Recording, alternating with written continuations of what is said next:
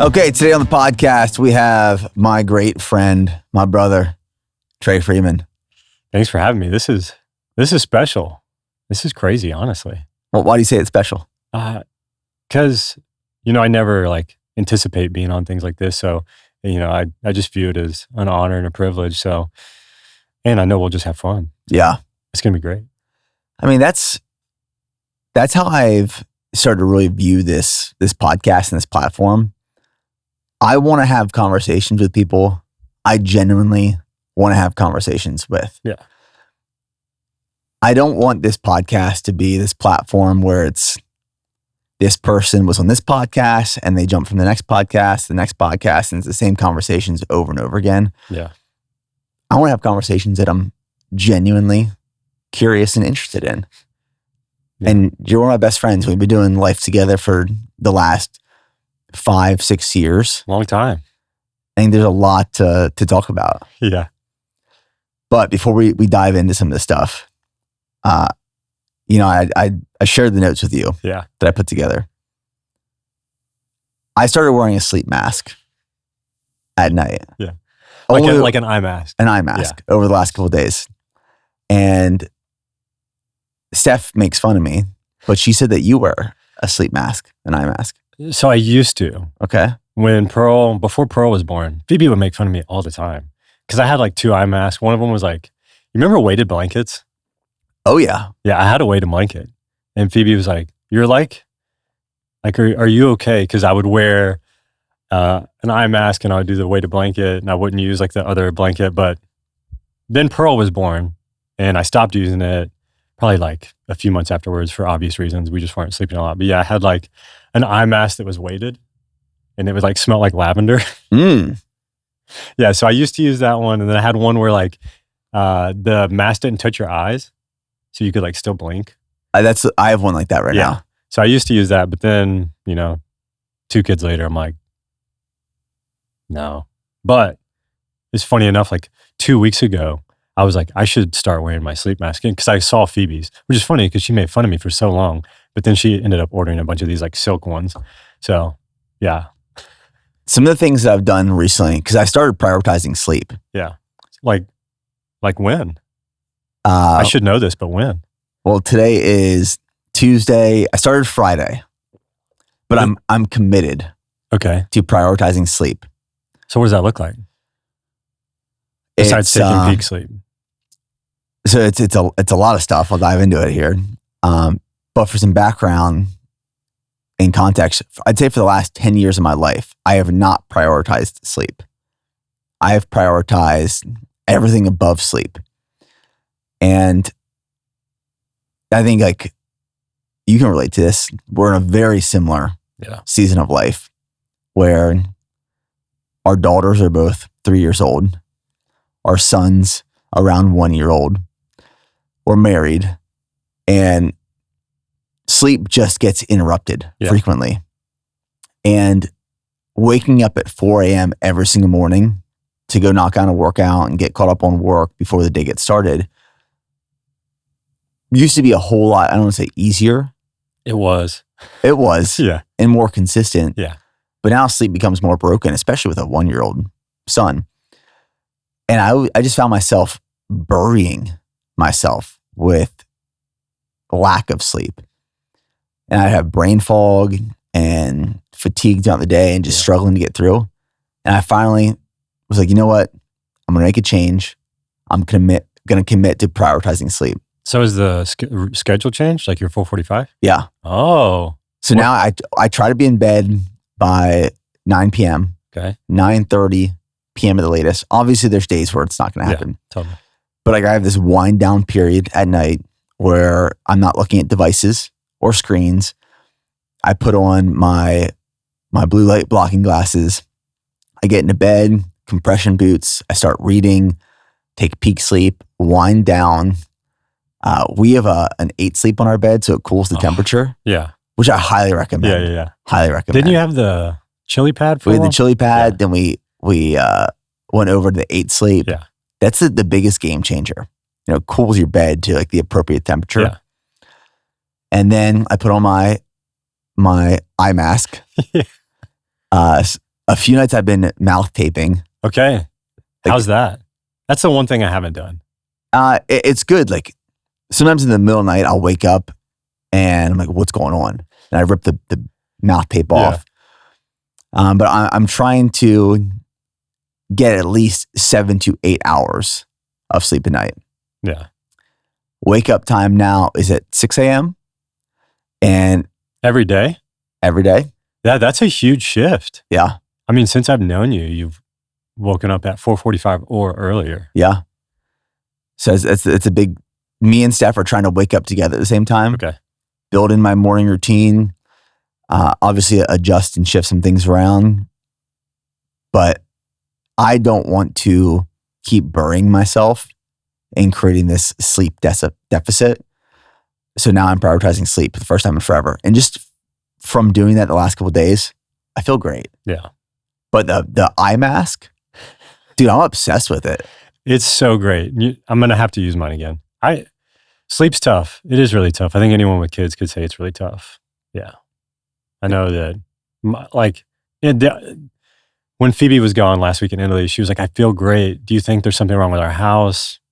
Do we have mold? I'm like, no, you're just not getting woken up by 2 kids like multiple times in the middle of the night. So, Yeah. Yeah. It's funny you say that and that Phoebe says that because I've had that thought before with Steph. But do you think we have like black mold in our home that we're always fatigued and tired? And I by no means want this to come across as complaining. No. But it's us just being real about the season of life that we're in, that sleep gets disrupted. You know, our daughters just started school again 2 weeks ago. And everyone always told me when kids start school, they bring home all these sicknesses. And I didn't understand it until it happened week 1. Now you do. Oh my gosh. Yeah, I mean, my youngest, and then Phoebe were sick this weekend. Pearl was sick last week. So hopefully we make it on the other side after this week. Yeah. Yeah. At least until Christmas. How much sleep are you getting at night? Or what do you try to get? I try to get at least 6.5, which is like, I know not ideal. I think what is really hard, and we've had conversations about this, and I think the type of, a lot of people that probably listen to the podcast and the people that are in the office, like I wake up early, I spend time reading my Bible, I work out, and then I come here. And when I get home, I'm just focused on my kids, having a good time with them, doing dinner together. And then once the kids go down, which I think there's seasons of change through the routine. Like right now we're in a good spot where the kids just now started going down like pretty quick. But, I mean, we've talked, we're like, there was times where Pearl, it would take her like an hour and a half. And then it's 9:30 and my house is a wreck. I've barely eaten dinner. And then, you blink and it's 10, 11 p.m. So right now the kids are going down earlier. So me and Phoebe are spending more time together. We're trying to just, have conversations. Mm-hmm. Again, now that we're out of the newborn stage, we're in a routine, and then clean the house and just get in bed and then just do it all over again. But like you said, some days it's just not possible. I think the hard part that I struggle with is when I get to the end of the day, after the house is clean and the kids are down, I just want to decompress, or I want to like work on something that I want to do, or like read a book or something. And then the inevitable happens and I blink and it's 11 p.m. Yeah. Which I don't really know what to do with that besides like put off reading or decompressing. But that's also why I wake up early, is because no one else is awake. So I try to shoot for 6.5, 7, but recently I've been like, I need to get more sleep. But of course, when I'm like, I need to get more sleep, both of my kids are sick. Right. Like this morning, Otto was Pearl woke me up at 3 and then Otto woke me up at 5. I'm like, this is great. But not complaining. It's just the reality of being a parent. It's just the season of life. Yeah. And the thing is, the season will go away. Right. Yeah. I mean, it did with Pearl, and it will with our youngest again. So. And one of the things that I think about often is that we pride ourselves in being high performers. I think a lot of people that we work with, the space that we're in, it's all about performance and optimization and efficiency and getting all these things done. And I've always, I don't say always, but for a long time I've been that way. But I don't know why I was so resistant to prioritizing sleep, because I now, for some reason, recognize if I actually want to be a high performer, the highest performer possible, then I have to get rest. I have to have this recovery. I have to decompress. And it's not selfish and it's not being lazy, but it's if I want to do these things at my greatest capacity, you got to build in this time of rest and recovery. So one of the other changes I made recently is that when I get home from work, I have like a reacclimation period, which is 15 to 20 minutes. Yeah. And the way I spend it is I go into the sauna, cold plunge, I put my phone in a drawer. Yeah. And that the phone stays in the drawer until right before I go to bed. Right before I go to bed, I check it one last time for messages and Slacks and emails, set my alarm, and then put it away, go to sleep. The way that looks different is I would have my phone on me from the moment I got home from work until I went to sleep, and I'm responding to text messages and Slacks and emails and all of these things, and I wasn't actually present in the way that I wanted to be present, and I was still on the clock. Yeah. So I'm now forcing myself to be off the clock when I get home.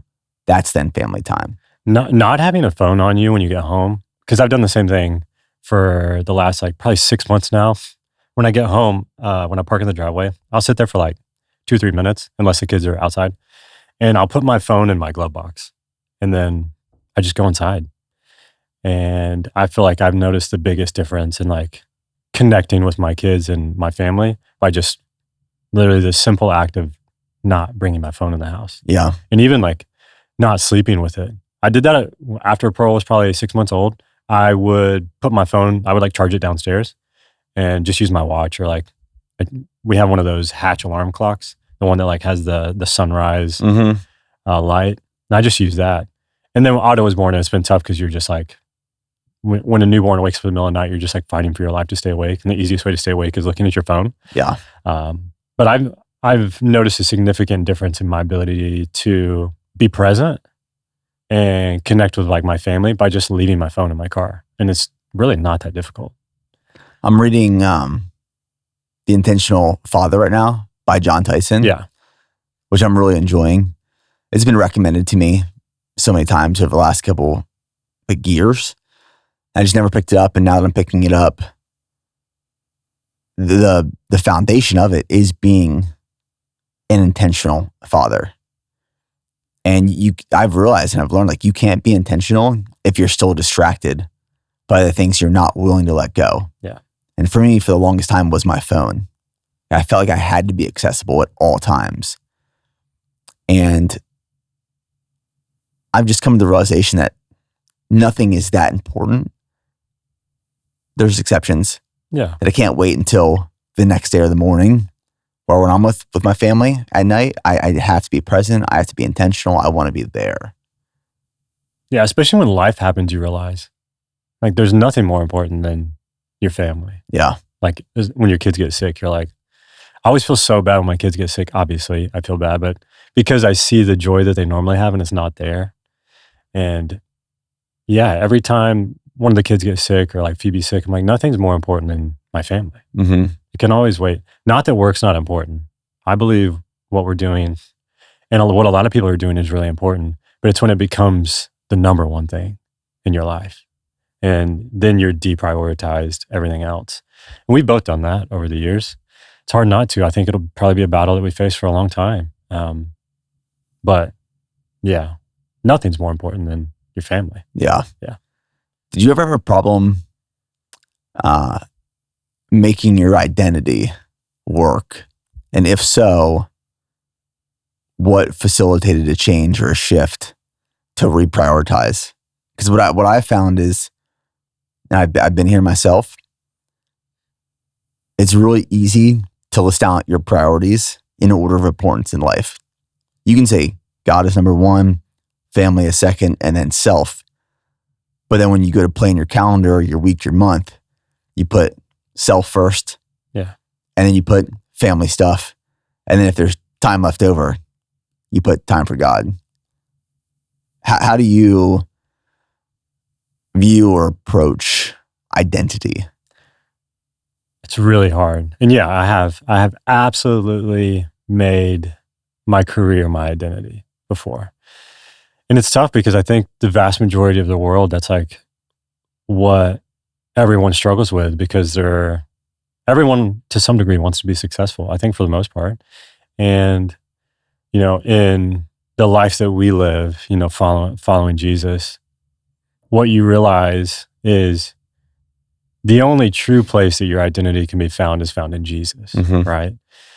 You have a God-sized hole in your heart that only God can fill. But the issue is, no matter what, over time, when we drift away from that reality and that truth, we try to fill the God-sized hole with other things. And yeah, I've absolutely done it. Even in the time when I've been following Jesus, through the years here, I've made it my identity. And what that comes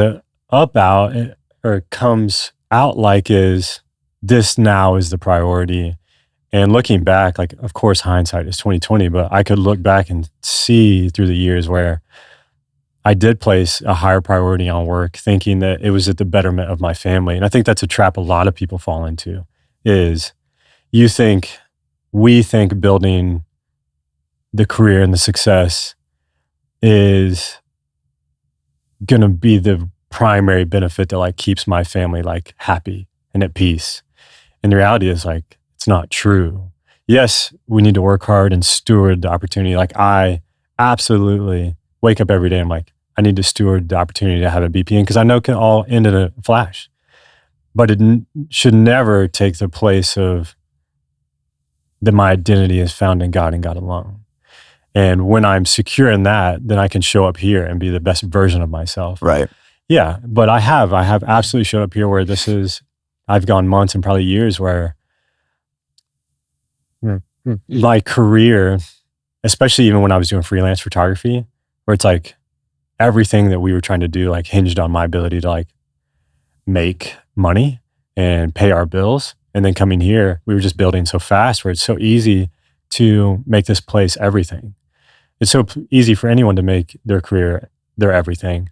And it's really tangible, right? You can see the growth, you can see the success, or you can see the failures, and You can measure it. you can measure it so much.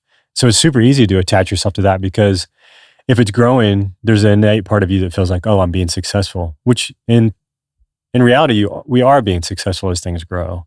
But when things are growing to be successful, the question is, am I getting validation from that? Mm-hmm. Like, is my security in who I am directly tied to what I'm doing or who I am? And I think that's the biggest struggle that I think anyone who's like a high achiever, like we are, like you are, is I put the priority on what I'm doing and not who I am. Yeah. You said validation. I think that is like such a key word to focus on right now. Yeah. I want to say before I dive into this, I'm not saying that work shouldn't be any less important. I'm not saying that BPN is any less important to me now than it was prior to. I made this post a few days ago on Instagram, and it said, God, family, then everything else, in that order. Yeah. And I actually got a lot of pushback. Like, people sent me messages saying, there's no way you can tell me that anything matters more to me than my daughter or my wife or my family. And I used to believe this as well. But what I've come to learn is that if I don't put God first, then I'm not showing up for my family, and I'm not showing up for myself and all other things in the right way. I'm not honoring them. I'm not honoring or being intentional in the way that I want to lead and raise my children and my family and show up for my work. So it has to be in that order. Yeah.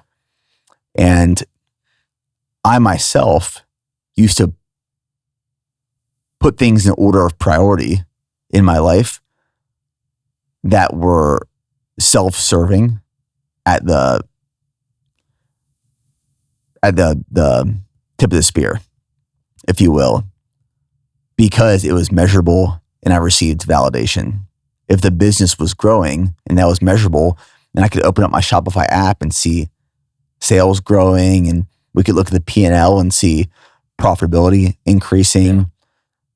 I could see YouTube video views skyrocketing and social growth improving. Like, that for me was, I'm doing the right thing. I am successful, if you will.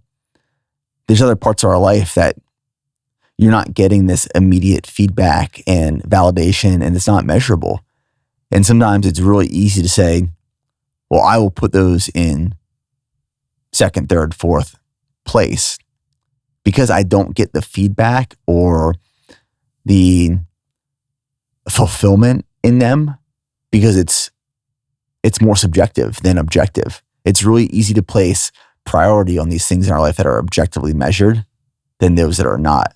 And I think when you start chasing the objectively measured to determine and define your success, that becomes a habit that can potentially become destructive and dangerous. Yeah. And I think, would you say like the insecurities come out? 100%. Like that's 100%. That's when I can like pick up on it, is when my insecurities are now the driver. Like my confidence is not in who I am anymore. I'm being driven by like fear or success, and success meaning like worldly success, what we would define as like just like business success, which again, success is good. But when it's driving everything, it's like a wildfire. It can be a wildfire in your life because it can be all consuming. Just like anything else. Like if you put anything at the top like that, you can have it burn through everything in your life. Mm-hmm. But yeah, that's like the number one thing, is insecurities start to come to the surface. And then I'll be insecure towards myself, but also then I'll start to project it out onto other people. Yeah. And that's like, I'm like, okay, I need to like take a step back. What's going on? Where am I out of order in these priorities? And insecurity is driven by fear. Yeah. Like, one of my favorite quotes that I heard recently, and it was a podcast I was listening to about masculinity and manhood. But as I share it, I don't want people to view it as gender specific. Strong men fear God, and they don't fear man. Weak men fear man too much and God too little.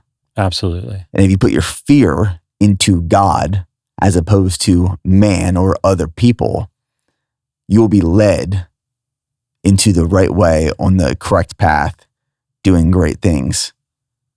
But if you put all that fear into other individuals, which creates insecurity, that's dangerous.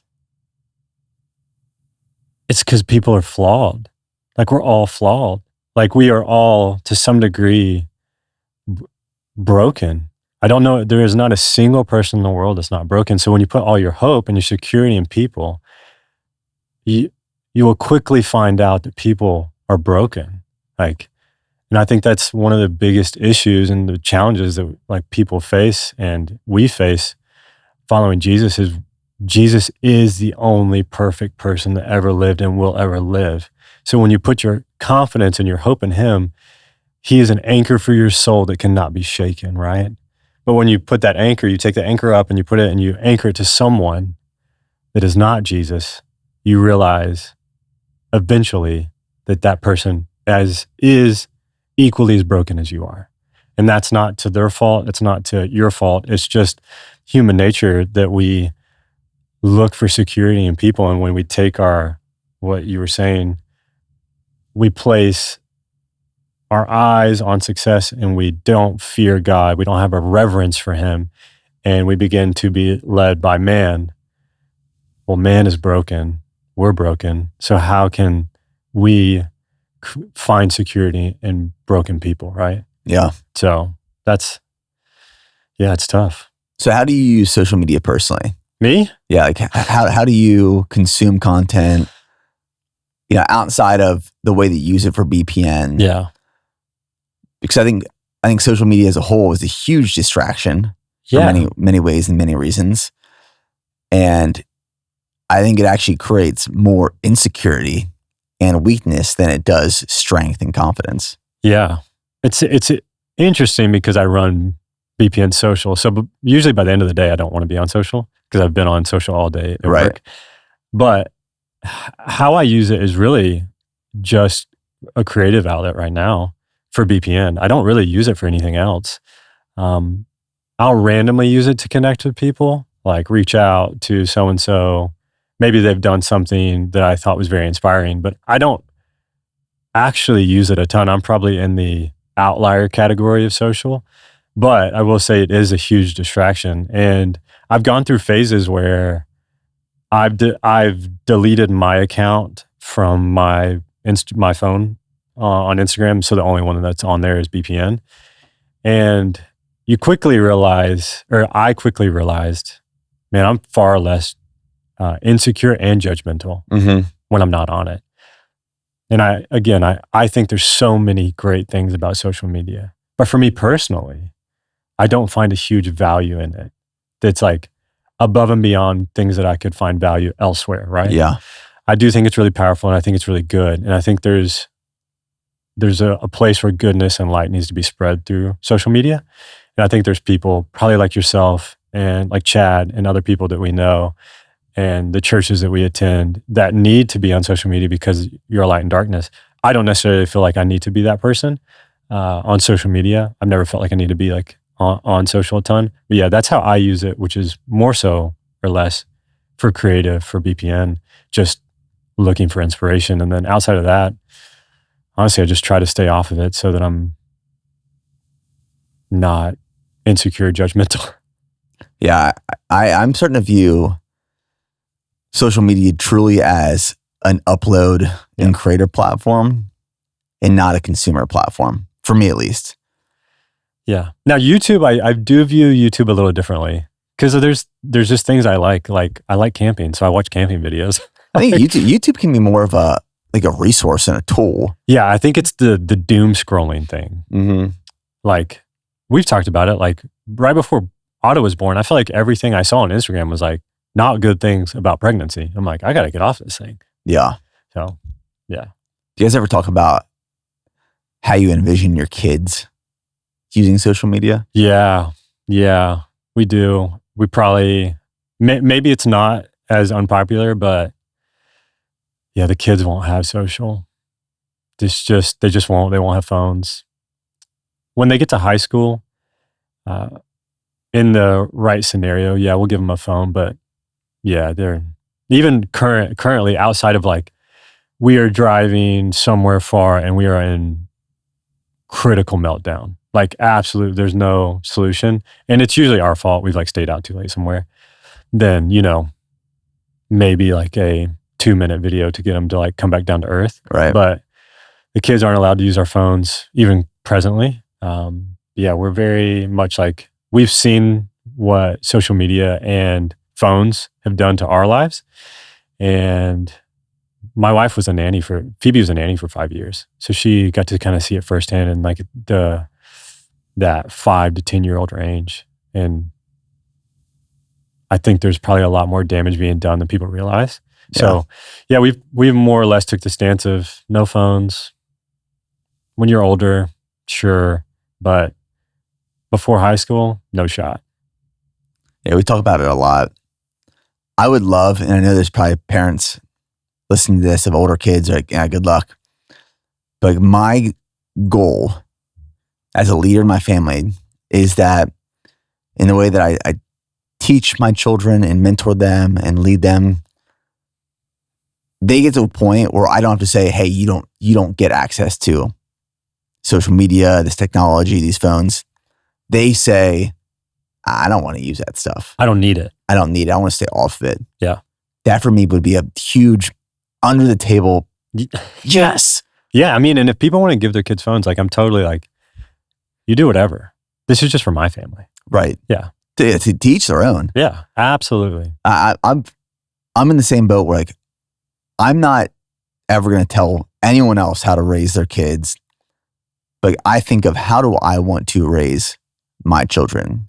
And what do I have to start doing now? The girls are in school now, and I've had this recent realization that we are no longer just trying to keep these children alive. We are now leading these children. They do what we do. Yes. Crazy. Yeah. And like anyone who has kids that are older, they're like, well, yeah. I'm like, well, I just got there.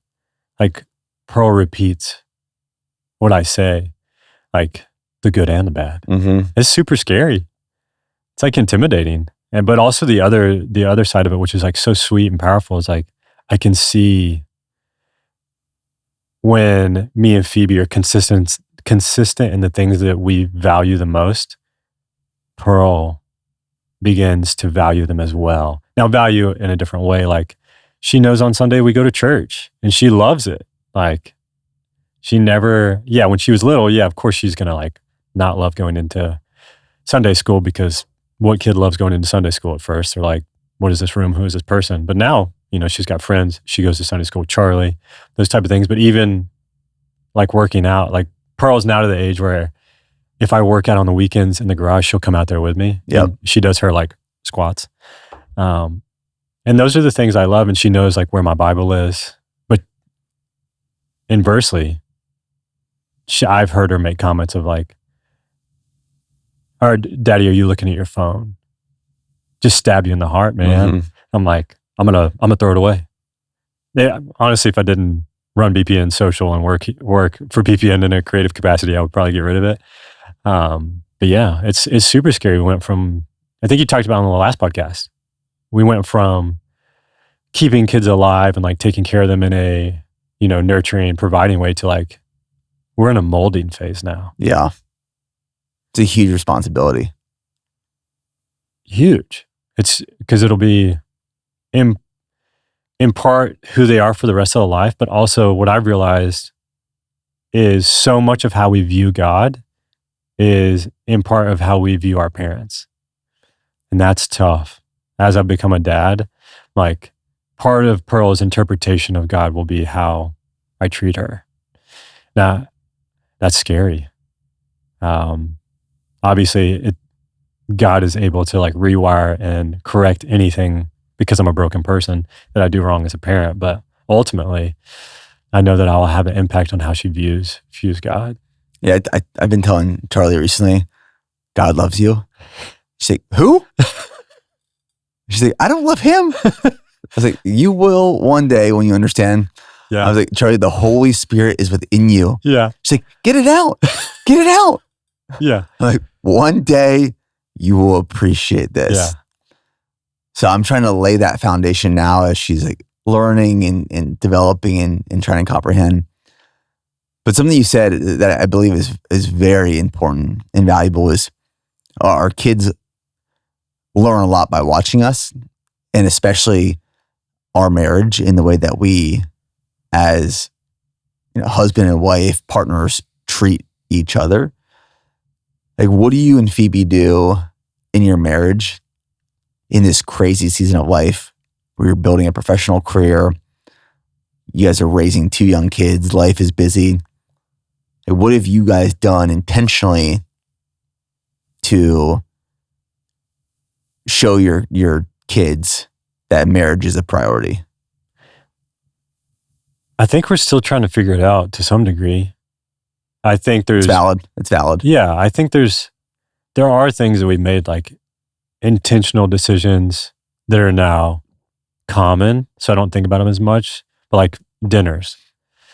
We're always going to eat dinner as a family, whether dinner is I make dinner and we bring it all out into the backyard and the kids are playing or outside, or we're sitting at the table, or we go in the front yard. We put an emphasis on dinner and put an emphasis on no phones. I know that sounds like, I've already talked about it, but that's like a big thing for us is once I get home, really being disconnected from that. And then I think there are some things that we've tried to do for each other to make sure that we as a married couple are still healthy. So for the most part, when I get home, if Phoebe wants to go to the gym, she absolutely can go to the gym. And Phoebe's a stay-at-home mom, so she's been with the kids all day. So I try to give her the space and time to go work out and have time for herself so that she can be the best version of herself, because fitness matters to our family. So I don't know if we have all like a list of intentional things that we're doing, but like family dinner, spending time together, me keeping my phone and my backpack in my car. Now, I used to get really nervous because I would always think like, what if somebody comes and gets my backpack? Because I keep all of our hard drives, my photo hard drives in there. So I get a little nervous, but we live in Georgetown, Texas. No one's coming to my driveway and taking my bag out. But yeah, leave my bag, my phone in my car after work. I'll get it after the kids go down. And then just being present with the kids, like having fun, making dinner, not being overly rigid about their routines. Like, seize the moment with them. Like, go to the park, have ice cream every once in a while. Let's go to Kilwins. Yeah, I would say those are the type of things. And then making sure that we are creating space for us to care for each other and allow us to still be the priority. I think that's one thing that's really hard when you have kids that I learned from mentors over the years is our kids, and they could be not received well, what I'm about to say. My kids are a part of my marriage. I am not my world doesn't revolve around them. They revolve around my world. Like me and Phoebe are still the priority. And if we're not taking care of ourselves in our marriage, well, guess what? Our kids are not going to be taken care of as well. It's kind of what we talked about earlier was like, when you put God at the top and then you take care of your marriage, like it sounds out of order because then your kids are there. What we've learned is when God is at the top and we take care of our marriage, our kids are getting the best version of ourselves. Mm-hmm. Like they just are. Because at the end of the day, when our kids are grown up and they leave and they go to college, what's left? Me and Phoebe, you and Steph. Like our marriage is still foundational to the kids, to the world that we're raising with our kids. So the kids are part of our world. And yes, we do things for them, but like my entire existence doesn't revolve around just them. You're a part of my world and our marriage that we brought you into, and we love you so much. We're always going to care for you. But I'm not going to sacrifice my marriage on that. Does that make sense? I absolutely agree. So I think it's one of those things that I'm speaking from personal experience, so much easier said than done. So much easier. Where it's in the past, and this is really what I'm trying to work on in my life right now, in my family's life. It's like, okay, I'm going to get this business stuff taken care of, my work, because that's what my family needs and values. That's what I thought. Yeah. And then I'm going to come home from a crazy day at work. I'm going to prioritize the kids. And then whatever is left over, me and Steph can have our time, which rarely ever happen. So I do believe that it's God first. That lays the foundation. And then it's prioritizing marriage. And then it is everything else. Totally. And one of the ways that I think about that is I want my kids growing up to watch me and Steph love each other. Yeah. I watched my parents growing up. They always had the spark. Like we'd be prepping dinner and my dad would come to my mom and start kissing her. I'm like, stop. Yeah. Stop. But now looking back, I'm like, oh, my parents. They were in love. They were in love. And even after decades, they didn't lose that. And they showed us that. And that taught me so much. And I want my kids to see that same thing. So sometimes as tired as I am at the end of the day, and we're all around together, I'm like, okay, I need to love on Steph. I need to prioritize her. And I want my kids to see what loving on your partner looks like. Yeah. That's one of the ways that I've tried to be more intentional recently. Because your kids will listen to what you say, but more importantly, they're going to watch what you do. And they're going to emulate that, especially as they get older. So you're for sure one of the most consistent people I've ever met in my life. I think anyone online could probably say that, but I've lived a life with you now for going on 6 years, and you are so consistent with everything that you're determined to set your mind to. Now that you've, been following Jesus now, and you're making these shifts, right? Have you found has the shifts in your consistency to like break what was been difficult? Does that make sense? Like you're so consistent with like the 445. Mm-hmm. Making the shifts now, has it been difficult to like create new consistencies? Yes. I have a lot of people in my life who tell me what I want to hear, Yeah. not what I need to hear. And I have a good friend and mentor. His name's Justin. We were on a run last week, and I was telling him how I've fully surrendered everything to following Jesus. And he said, "No, you haven't. You haven't. You're lying to yourself. That you say you want to make these changes, but you're not willing to make these changes that you say you're going to. You commit to a lot of things in your life, and you're very consistent. And the things that are easy and comfortable for you. It is easy and comfortable for me to wake up at 4 a.m. every morning to go knock out my run, no matter how tired I am, because that consistency to my routine and schedule feels really good and striving and accomplishing and achieving." But he was like, in order for you to fully surrender, you need to be able to show up for your family and your work and these people at the best of your ability. That means you need sleep, you need rest, you need recovery. If you're going to fully surrender, you need to break your routine, break everything empty yourself, and follow him. And if you empty yourself and follow Jesus, you will start putting things back in the right order, not for your personal needs, but for what he wants for you to accomplish. Yeah, because being consistent isn't bad. No. I'm like a huge advocate of like people that follow Jesus. I'm like, you should be consistent. Yeah. It's the priority thing, right? Yeah, I was just curious, like, because you've always been so disciplined. So to hear like that, that's probably why when you told me 6 a.m., I'm so shocked. It's like shocked in a good way, because I have watched you sacrifice more than anyone will ever know. Not just me, but like the staff here, the people. Like there's so much that's happened behind closed doors that no one will really know. So it is. I'm excited for you. It also, I'm like, I need to get more sleep. It's this muscle that when you train it for so long, it's really easy to flex. It is super strong. Yeah, I feel like I could easily not sleep. Oh yeah.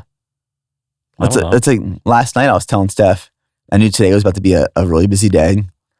It's like, hey, I'm just going to wake up at 4, knock out this run. Yeah. She said, no, you're not. You used to do that before you traveled. Yeah. If we were at a 6 a.m. flight, I would wake up at 2:30 to go run. Yeah. And I think there's a lot of ego and pride behind that. There's a time and place when you just got to get it done. Yeah. But when you keep burying yourself, I talk with people, I meet people who are so zombied out because they're unwilling to break their consistent routine. Again, a consistent routine is great. Yeah. But when you are burying yourself and it's hurting you, it's hurting your family, it's hurting the people around you, you can't think clear, you're fatigued, you're brain fogged, you're not actually there. It's so funny because, God is the God of clarity. I think when we have the right priorities, outside of like, there's practically things when like your kids just wake up. There's just going to be bad days. But like what you're saying, where you're just brain fog, nothing. It's like you're striving from a deficit every day. I feel like that is a sense of not having clarity because the priorities are not aligned, right? Yeah.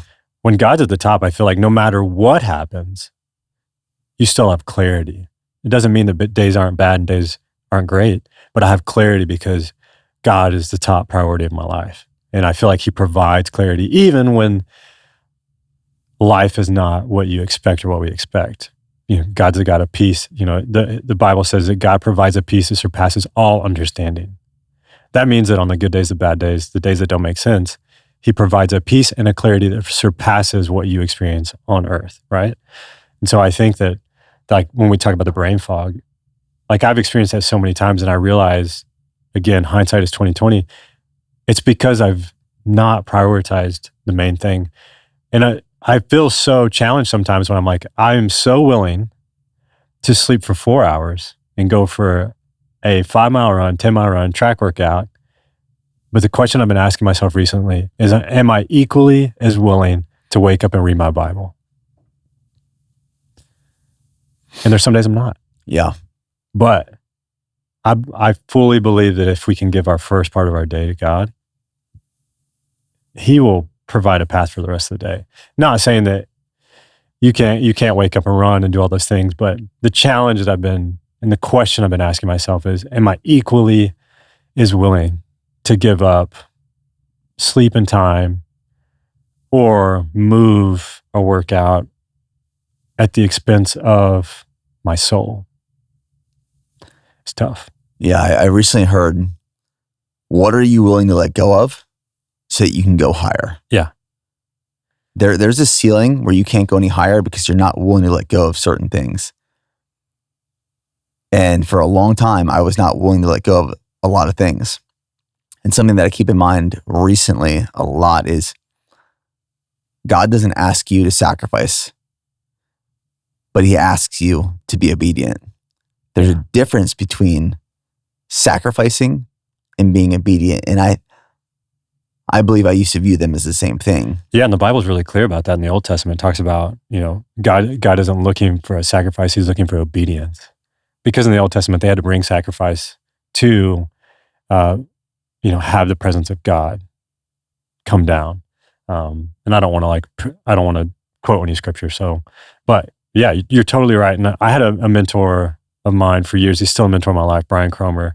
And one of the number one things he's taught me, and we've talked about it, is in God's kingdom, success equals obedience, which is so backwards, because what we've been doing, you would deem as success, which is successful what we're doing. But when we stack it into God's kingdom, what true success is obedience. Obedience to what God's saying. Yeah, I've had a lot of different mindset shifts. Yeah. Lately that I've just been sitting on and thinking about, and I'm really proud of what we have built up until this point. Absolutely. And what we've accomplished and how we've gotten here. I'm very proud of that. But I've also reached a point, and I've realized that for this next chapter, it's going to look a little different the way that we get there. It has to. And I have confidence that will continue to bring us success because we are prioritizing the right things and that we are being obedient to what God wants us to do. And we're pursuing things that we don't just want for ourselves, but because we know that this is what we're asking to do and how we're asking to do it and where we're asking to go. And if we follow His will and His word, success will be multiplied. We will be blessed. But we're not doing it because of the multiplication of success. We're not doing it for the blessing. We're doing it because it is the right thing and because we're being called to be obedient. Absolutely. So that's how I see this next chapter of life looking for us. Yeah. And that brings me so much peace and joy and fulfillment, knowing that, hey, we got here by trying to muscle it on our own, or at least me, muscle it on my own. Now what happens if I surrender and I just focus on obedience? I know that will only lead us to the right place in the right way. Yeah, when you follow God, you'll never fail. Like, can life be hard? Absolutely. And life will be hard. But if you follow God and you're obedient to what He's asking you to do, you can't fail because God is perfect. Life will be hard, things will happen, and life will be great. But the confidence that we have is that God cannot fail. It's not in His nature to fail us. So when we follow God, literally nothing can fail. Bad things happen, good things happen, but it doesn't change the overarching truth that God is truth and He cannot fail. So it takes all the pressure off because we're not responsible. We're responsible to steward it and to obey. But at the end of the day, if we do those two things, we can rest knowing that it's going to be good. We were sitting in church like 2 weeks ago, and Pastor Joe was talking about that. And I took like the tithing envelope and I wrote in the back of it and I showed it to Steph. It's like, we can't lose. Yeah. Yeah. We can't lose. Isn't that a great feeling? Yes. Dude, I literally said like that. Like, the people behind me are probably like, what's wrong with it? I was like, we can't lose. Yeah. And it said that. I wrote it on the card. Like, oh my gosh.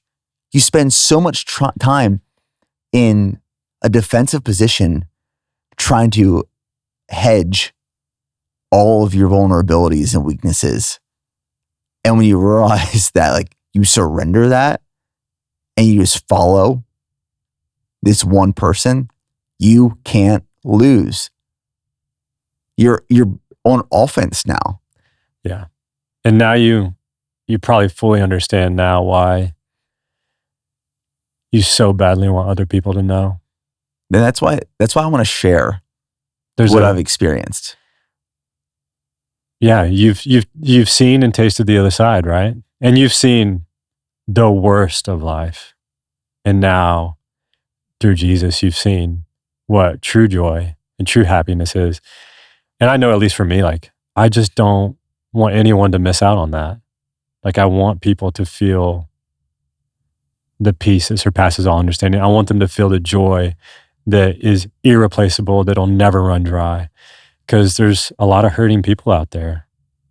And man, there's a joy that can absolutely save your life. It's even shifted the way that I consume content in terms of books, podcasts, audiobooks. Like, you know me, for the last 10 years, I have listened to or read every self-help book, every self-help podcast imaginable. I've listened to all of them. And from a strategy and a tactic standpoint, they have definitely helped me. Yeah. They have definitely helped me get to where I am today. I'm very grateful for the content that's been created by many people. But that's all they are, is transactional strategy and tactics. And they work for a period of time and then they don't. And then you're constantly searching for, what's the next self-help book? Yeah. What's the next self-help podcast? What's this unlock that I haven't experienced or found yet? What's that? Where's that key at that someone has? And you see all the marketing behind all of these materials, and this is what's missing in your life. And you go consume it, you read it, you listen to it, you think it's the answer, you apply it, it works for a period of time, and then it doesn't. And then you're searching for the next thing. And now I found that one thing. I found the key. I found the truth. So I don't need all of those other things. Yeah. Again, they have gotten me to this point. I'm so grateful for. And they're great tools. They're great tools. Yeah. But that's all they are, is tools. Tools. Yeah. They're not the foundation. No. Yeah. The Bible talks about there's, I believe it's in Matthew, it talks about building your life on the rock of Jesus. So that when the winds and the storms come, if a house is built on the sand, when the winds and storms come, the house will fall. But a house that's built on the rock of Jesus, the foundation of God, it cannot be shaken. You've now found the foundation, right? So you're building your life and your house on a foundation that, regardless of the storms of life and the realities of what happens to us, it cannot be shaken. Versus when our life was not found in Jesus, we were building on something that was sinking sand and is not stable. And so anything of any magnitude or size could blow us over and really wreck our world. And I think that's where it's like, it's hard to watch. It's hard to watch people when you know that there's a firm foundation that you could build your life on, regardless of what's happening. And when you watch people not do that, it's hard, because you want that. Like, I know for me and Phoebe, we just want people to find and experience the joy that we have. Yeah, you're building a foundation on the rock of Jesus, on a firm foundation on Him. And then these books that I still consume, these books, they're just not my foundation. Mm-hmm. Like, I love listening to podcasts. I love reading books. I love consuming creative inputs for our job. They're just on top of what I'm building the foundation that I laid. Yeah. Does that make sense? Yeah. I think the way you describe that, I like paint a picture of how I view what I'm going through right now. I spent the last 13 years working on BPN. Yeah. And we built this house, but it's taken a long time. It's taken a long time, and it was really hard. And it was really hard and took a long time because I've been trying to find all the materials. I'd build the house one way, realizing I built it the wrong way. So I have to fix things, and things would fall apart along the way. So I'd go patch them and repair them. I'd have to find different contractors and subcontractors to come in and help build this house. And in over 13 years, the house has been built and it's strong. But now maybe that house has been wiped out, or I have to build a new house. But now I have all this knowledge based off of all this learning and understanding from the last 13 years and this new understanding. Yeah. So I can now go build this new home, this new house on a stronger foundation. I have all the materials I need. I know exactly what materials are needed. I have the resources. I know the contractors. I know the subcontractors who are going to do the best work. I will make mistakes along the way, but there'll be smaller mistakes. And this house will be bigger. It'll be stronger. It'll be more durable. It won't be as weak or vulnerable or susceptible to breakdown and destruction, because I've learned over a long time of what it takes to build strongly. And it'll far exceed anything we can think or imagine, right? Mm-hmm. Yeah. I think that's the crazy thing, is wherever we go from here in terms of BPN, it'll always be bigger than we think when the foundation's that way. Yeah. Because God's ways are above our ways. His thoughts are above our thoughts. God's dream for our lives are bigger than the dreams that we can have for our lives. Which is crazy to think. Crazy, because we dream so big, right? Yeah. God's dream is bigger than anything we can think of for our own lives. It gets me super excited for the future. I mean, literally before I joined BPN, I was like, doing freelance was really hard, but I was like, I felt like I was doing what God was asking me to do, and I was being obedient, and I got to see and do things that I never thought. And then I joined BPN, and never in a million years did I think on May 4th, 2020, when I walked in here, that in September of 2025, we would sit in like a podcast room. Mm-hmm. Because God's dreams are always bigger than our dreams. What did life look like before BPN for you and Phoebe? Yeah. Me and Phoebe. So I used to work in ministry. You know that, church world. So I graduated college from LSU, and then I went to work at a few churches in Shreveport, Louisiana, small town Shreveport, Louisiana. I was actually in Bossier City. Anyone that's familiar with Shreveport knows where Bossier is. If you don't know where Bossier is, just don't. It's okay. Worked in ministry there, and that was like the beginning of my ministry career. And then I got hired at a church in Dallas, and in between that is when I met Phoebe. I was actually interviewing for a job at Celebration, and so was Phoebe. She ended up taking the job, getting the job, and I was just more focused on Phoebe.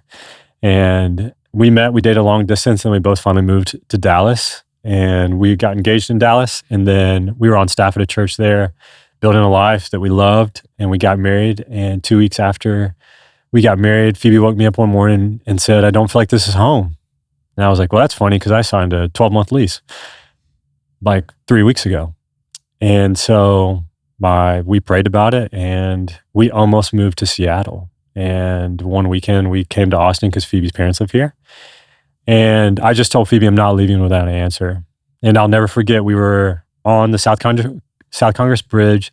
You know the time of the year when the bats come out and there's like hundreds of people standing? Yep. So we were at the very end of the bridge, and the bats were flying out. It has nothing to do with bats. I was just sitting up against a car, and I just had this wave crash over me of peace that we needed to move to Austin. And the only thing that we knew that we had here was Phoebe's parents and a church that we love, and that's Celebration. And so we drove back to Dallas. We told our bosses we quit our jobs that both had full-time, salary income with benefits. And we came here with no jobs and no money. But How old were you guys? oh gosh, Phoebe was 23 and I was 26. So I would not advise anyone to do that. Outside of if you feel like God's called you to do that, you can like confidently say that. Now in hindsight, like It led you to where you had to be. absolutely. And no one will ever be able to question like, hey, do you know what it's like to walk by faith? Like I absolutely do, because I felt like me and Phoebe heard the voice of God, heard the call to come to Austin, and we gave up everything. And it was a really humbling experience. So I went into full-time freelance photography.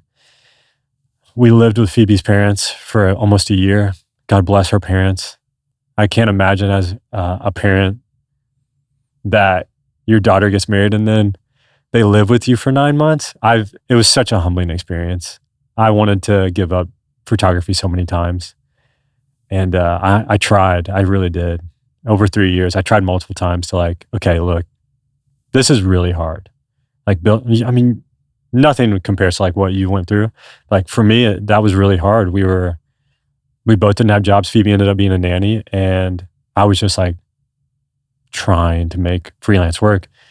And every time I tried to quit, I remember I was looking at jobs on like Craigslist. I was desperate.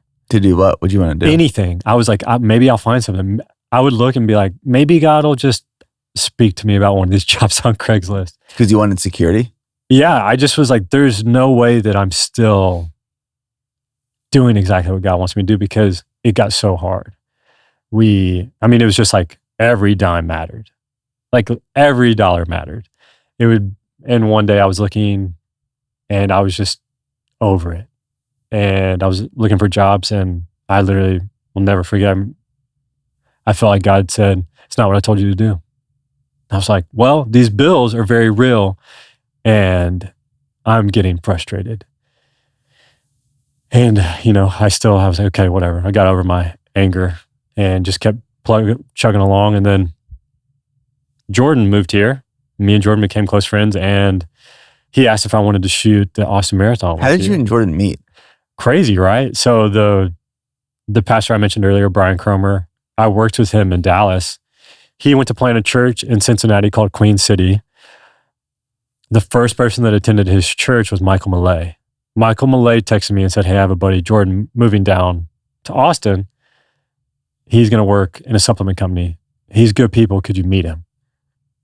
Jordan moved here on like a Tuesday. I met him on Wednesday, and we just became pals. And 4 months later, Jordan asked if I wanted to shoot the Austin Marathon with you. It was 2019, right? Yeah. So, and then I shot the marathon.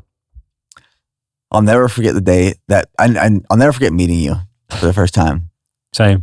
I knew you were shooting the marathon for us, but I didn't meet you prior to the finish line. No, I met you for 2 seconds at the start. This was 2019. This is my second marathon ever. I ran like a 4-hour, 15-minute marathon there. And getting across that finish line, I was in the pain cave. Yeah, you were. And I remember getting across the finish line, and you were taking photos, and you kind of like just came up next to me, and you like grabbed my arm, put it around you, like carried me to like over to where Jordan was and Steph was.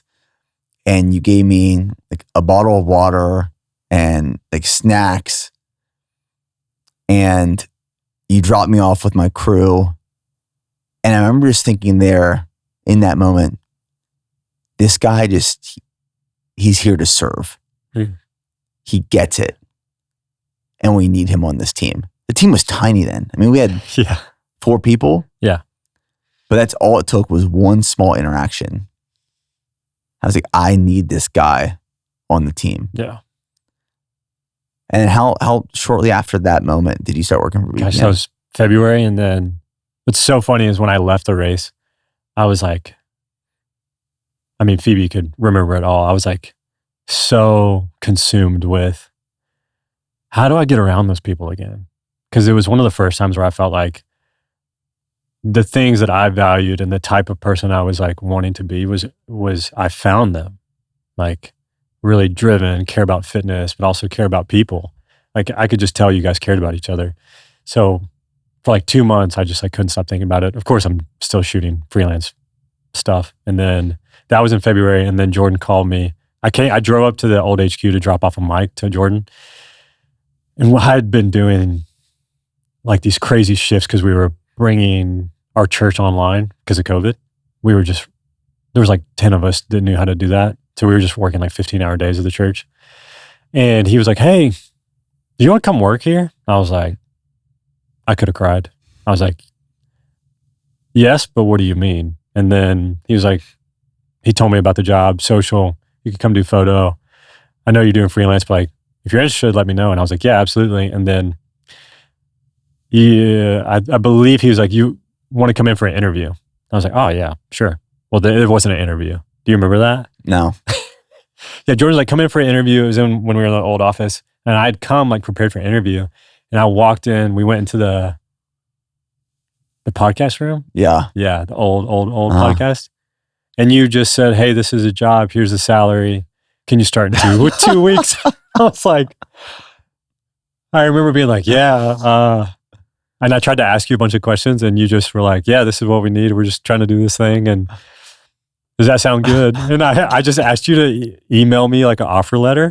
Yeah. Because I had to I wanted to be able to like sign it and show my work that I was like legit leaving and had a job. Yeah. That was a funny day, but also like a really powerful day because when you actually sent me the offer letter, which I'm pretty sure you like Googled it. It was like guaranteed. And it had like an initial box with your name and then like your title and then like a line for me to sign. It was really funny. It's not like what we have now. No, not even close. This was like you sent it to me from your Gmail account. It was so unofficial. But I'll never forget it. And the reason was I opened it. I'll never forget where I was sitting. We lived downtown, that house we always ran by. Mm-hmm. And I was in this yellow chair. We had this yellow retro armchair that had ducks on it. And it sat in the corner next to our TV. And I think you sent the offer letter like 2 days later. So like 48 hours, I was like sweating bullets. And I got the email, opened it, and again, that like wave of peace like crashed over me. Because at this point, I think it'd been 3 years doing freelance. And I just kept going because I felt like that's what God was telling me to do. And I'll never forget, I feel like God told me in that moment, this is why you always obey. And I sobbed because in that moment, I felt like for the first time in a long time, that small decision, I say small, it was a big decision that led to like 3 years of just kind of searching and obeying. It was a moment where I got to see a small portion of like fruit that I got to reap from being obedient for years. And that's why when I came, I was like, I'm going to steward this as much as I can because I know what it was like to be on the other side of it. And I feel like God brought it into my life and I don't want to not steward what God has brought into my life. Yeah. So that was 5.5 years ago. We have this photo from those early days that I love. And it's you, me, and Jordan sitting in that old podcast room. Our creative meeting? Yeah. We didn't have a table. We didn't have chairs. All of our gear was kind of like on the perimeter of the walls. Yeah. And we were sitting there doing like a creative meeting. Gosh. The team was so small then. Yeah. And we were probably meeting about BPN and your content. It was all in the same thing. Yeah.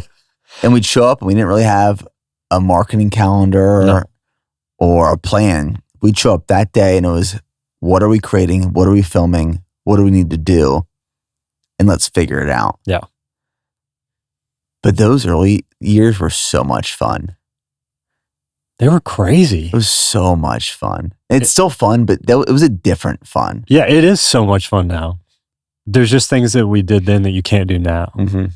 Yeah, it was a lot of fun. Like, I remember me and Jordan would like plan a photo shoot and we would do it that morning and then we get a text from you at like 11 a.m. and you're like, hey, I'm running at 3. And we would jump in your truck and we go chase you down an old country road that's no longer a country road because Georgetown's huge now. And then we would come back and we would edit it right then and there. And then we'd do it all over again. The quickest turnaround. Yeah.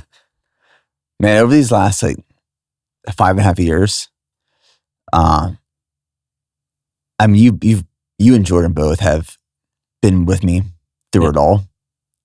There's been good days. There's been really bad days. Yeah. There's been easy times. There's been really hard times. It has been such a journey. Like the entrepreneurial journey it's so interesting. Yeah. And what makes it so interesting is the people that are on that journey with you. And one of the reasons I wanted to have you on the podcast for conversation is we've truly been, of all the people that I work with and know, we have done life together in sync. Yeah. And out of sync the most over these last 5.5 years. Yeah. You joined early on. We had our daughters within days apart. Mm. Our sons close together. We've experienced life together. We went on our first baby moon together in Cabo. Yeah. And you have been so loyal and faithful through it all. And I'm so grateful and appreciative for you. Like, you have been so faithful, and there have been people in my life who have come and go. And when times have gotten hard, they've ran and they've taken the easier route. And you stuck with me in this mission the whole way through. Yeah. So I'm so just grateful for you as a friend. I appreciate that. Yeah, no, absolutely. It's like, I think the older I get too, and as our kids get older, and I just like sit back and I reflect, I'm like, there's certain people in my life who have jumped ship when things got hard, but you've been one of those people who have just like stuck with. Yeah, and it's one of those things like, I believe building deep, meaningful relationships is like critical to life. Like, life is hard. Like, life is good. Life is great, but life is inevitably hard. And I don't think that God designed us to do that alone. And I do my best to recognize in those moments when I feel like God brings people into my life. I don't feel like God brought me, like the way I view it, I don't feel like God brought me into your life. I feel like God brought you into my life. And I just decided I wanted to like build BPN. Absolutely. Wanted to build BPN. I still want to build BPN. But I never wanted to build it at the expense of the friendship that me and you have built and that me, you, and Jordan have built. Two of my best friends in life. You've seen, we've lived our best days, boring days, and the worst days together. Mm-hmm.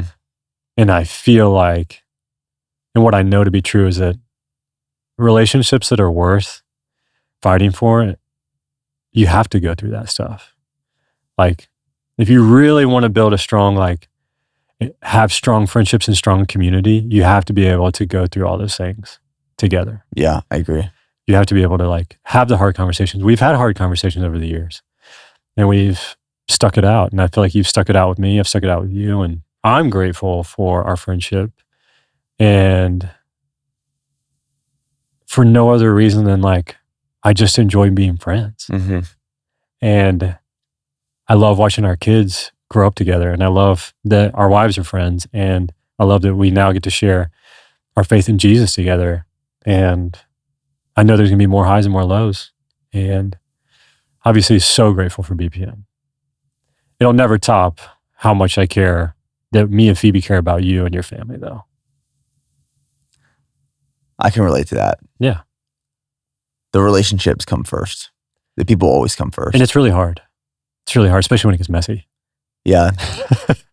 And I've been in seasons where I have deprioritized the relationships over certain business decisions. Yeah. And they've never been the right decisions or choices. But having the people around you that can like, I know you've stuck it out with me when I've not been in a good spot. Now, is it like pretty? No, but like, I never have felt like in the friendships that I've built that are like deep relationships, when I'm in one of those unhealthy spots, they're still there.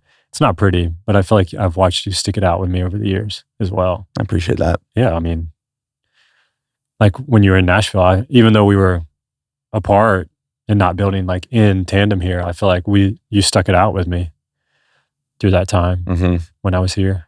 And then, when Phoebe miscarried that first time, I feel like you guys stuck it out with us. And it's messy, but I think I fully believe that God designed us to live in a relationship with people. Yeah, I agree. Yeah. I'll never forget, when we found out we were pregnant, we were outside of Golden Rule. Yeah. And I think it was a big team dinner we were doing. And we walked off with you guys and we were like, hey, we got to tell you something. We're pregnant. And you guys said, us too.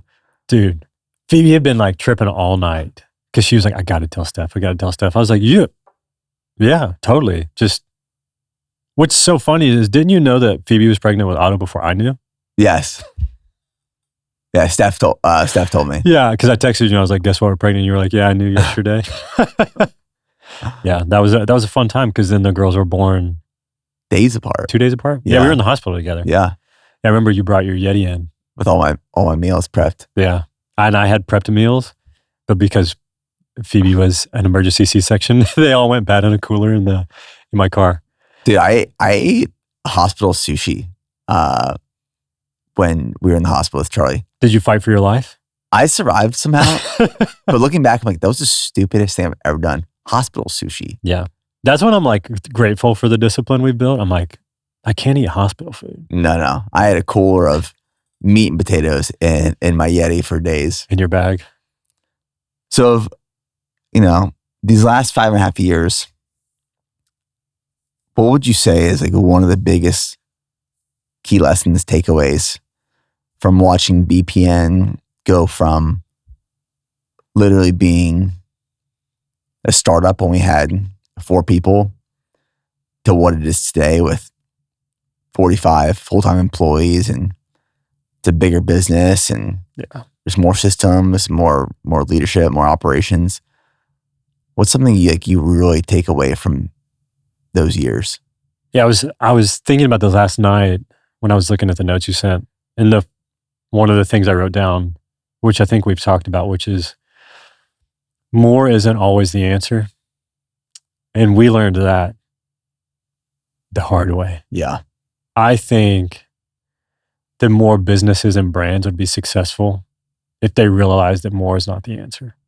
And success meaning, I think that they would be more brands that could stand the test of time if they realize that more is not the answer, always the answer. I think there's moments where adding is what you need, but I think what we walked through was when we started to grow rapidly,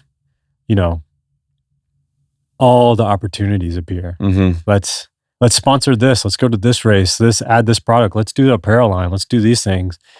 And now that we've been hyper fixated on focusing down and getting very specific about who BPN is and who we're serving and what we're offering, I've just realized that more isn't the answer. I think more also can be the enemy of excellence. I feel like we've watched that over the years where we tried to launch, different products, or we tried to be a wellness and an endurance and a performance category brand, and trying to be great in all those categories is really hard. And because you're talking to so many different people, right? And I think one of the biggest lessons professionally I've learned is more is not always the answer. Then it can be the enemy of excellence. Would you agree? Yeah, I was actually just thinking about that on my run this morning. Sometimes it's one of those things you can't really measure, but you have a gut feel. Yeah. And intuition. And this is where I really lean on you and Jordan both to tell me, hey, I think we're doing too much or we're not doing enough. What's funny about that though is I feel like because someone the other day asked, how do you build intuition in a team? I think you build intuition by providing clarity. Mm-hmm. I feel like me and Jordan have over the years gotten more of a gut feeling that you always tell us about because you've laser focused the brand. Like the tighter that you've like reined in the vision, the easier it is for me at least to have this like intuition feeling because you've provided clarity on like this is the direction versus when it's really wide. Yeah, I think clarity allows you to make really easy, consistent decisions. Easy meaning it's either an absolute yes or it's an absolute no. And when that vision isn't clear and there's a lack of clarity, you don't know what you say yes to or what you say no to. There's no core values, there's no purpose, there's no goals. Yeah. And I mean, there's still moments where I sit back and I'm thinking, we're doing a little too much right now. Yeah. And then that calibrates your intuition and gut for the next season and next chapter. But I would completely agree with that, where the bigger you get, I think you feel this need to do more, to be in front of more people and eyes and launch new products and seize more opportunities. But I would argue it's actually the opposite. Why do you think people do it? Because you're trying to maintain momentum. It's that we grew 20% last year. This year we have to grow at least 20% to maintain that same momentum. So you feel the pressure to do all of these new things to keep up with the level of growth that you've been sustaining for the years prior. And then you realize that it doesn't mean you have to do more. You can do more with less. You can maintain momentum without taking on more opportunities. Yeah, more doesn't equal momentum. No, not at all. Yeah, we've learned that. Yeah, because there's been a lot of times where we're doing more and we have less momentum, and that feels horrible. What's crazy is I still feel the pull though. I don't know if you do, like to do more. Like me and Jordan talk about it a lot, like specifically on social. We're like, because we'll go these like stretches like the ultra where we're like pumped out a lot of stuff. And then there's just nothing coming that feels like that. And we're like, should we be doing more? And the reality is like, no, we shouldn't. Definitely. I experience that same thing. Sometimes when there is what feels like it's a lull in time, you feel the need to fill the calendar. But as soon as you fill the calendar, oftentimes you overfill it. Yeah. You overcommit. And then the things that you take action on, they don't hit, they don't land. Yeah. The instant gratification. Yeah. Like one of the reasons the ultra hit so hard is because there was an extended period of time where we didn't do something of that level and capacity. Yeah. So it was the right opportunity. It was the right time. It was the right race. It was a perfect symphony of all these things. Yeah. Yeah. Well, brother, I appreciate you. Yeah, absolutely. I think what you've been building is crazy. We've been building is crazy. I'm honored to be a part. When you texted me, I was walking into the sauna. Like my stomach fell to the floor. I was like, because at first I thought you wanted me to come hit the record button, and then you were like, no, come have a conversation. But yeah, absolute honor of a lifetime to be on the podcast, but also just to do life with you. Yeah, BPN will never replace friendship for me, and I'm grateful, and I'm excited to see what we build, right? I mean, that's what I get so excited about coming to work every day, is that I'm just hanging out with my bros. Yeah. And we get to work on fun projects and have great, like real meaningful conversations. And we're doing it because we love it with people we love and care about. What? Sorry, I know you're about to end it. What would you tell people who don't have that? Because I actually really do struggle with giving an answer for that. Because I know what we have here is really special. Mm-hmm. I think anyone that walks through the doors, they're like, I've never been anywhere like this. And there's a part of me that doesn't know what to tell them. I mean, I think it goes back to the earlier part of our conversation is people try to guide their own life, muscle their own life. And I think you have to take action to create the opportunities that you want to experience and where you want to be. Yeah. But at the same time, that's where having a faith and following Jesus is so foundational. The ultimate fulfillment. Where let God guide you there. Yeah. Because be obedient to what he's asking you to do. It would probably be crazy if someone heard like, I'm sure you feel this way now. This is how I feel is what we do and what we have is so crazy, but it's not the ultimate fulfillment of my life. Mm-hmm. My fulfillment is found in Jesus. And this is a huge blessing alongside of it. And I think that's like, now I'm starting to answer my own question, which is if your fulfillment and your confidence, your security is found in Jesus, then when these opportunities present themselves, they're just like a huge blessing to be a part of. And it'll make you really have the ability to decide and choose who you spend your time with and around. And I believe if you are really strong in your faith, in your beliefs, and your values, and then you find people who have those same beliefs, values, and faith, you are creating opportunities for yourself to position yourself somewhere that you will be truly fulfilled, as opposed to, hey, I just found this job that makes 4 times what we're making right now in the city that we don't want to go to, but we should go because we're going to make a lot of money. Yeah. You get there and you're like, the money's great, but everything else isn't. Yeah. It's tough. It's tough. And sometimes that right thing is coming, but it's not on your timeline. Yeah. Following God's not like a linear path. Mm-hmm.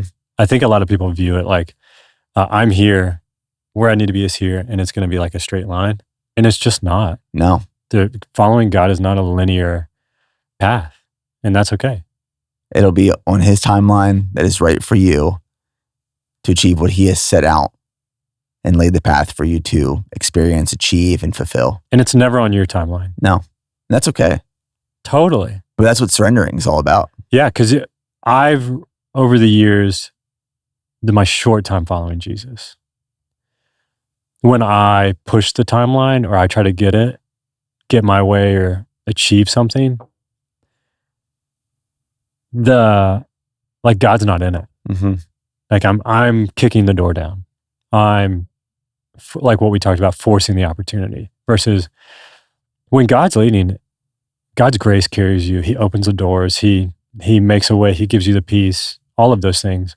But I've had those seasons where like, I want this.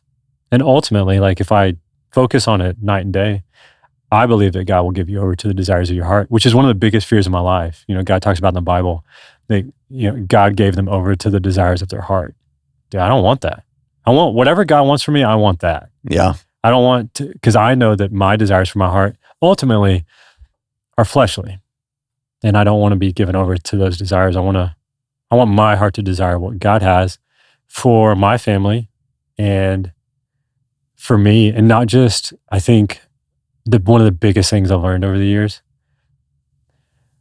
following God is not about what I'm doing. It's about who I'm becoming. Mm-hmm.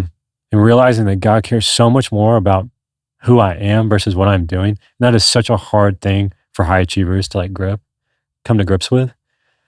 Like, I've found so much security over the last year, realizing that God cares so much just about who I am and that I'm becoming who I'm becoming. The person I'm becoming, am I growing closer to Jesus? Am I being transformed into his image? Am I loving my kids? Am I loving my wife? Like, God wants me to steward this really well, and I want to. But I realize that God's number one thing that he cares about for me is, am I loving God? Am I loving people? And that all revolves around who I am. The purest form of who I am is what matters the most, not my career, not our careers. They're really important.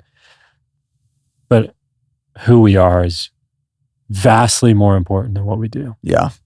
So one of my favorite things that Pastor Lyle Phillips said on the podcast when I had him on, talking about the difference between having a fear of God and being afraid of God.